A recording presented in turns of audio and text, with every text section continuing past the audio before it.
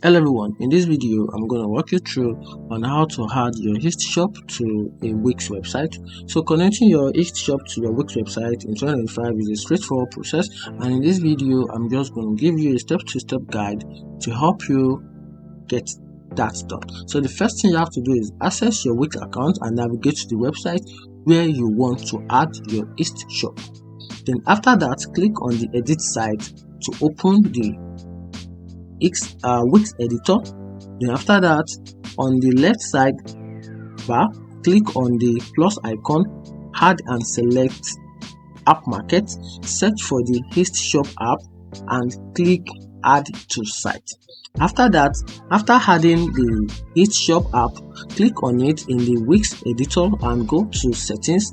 Connect your East account by following the prompt, which is the prompt which you must follow for you to be able to add your account on Wix website.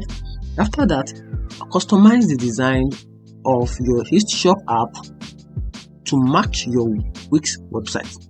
You can adjust the display settings, layout and design to fit your preferences.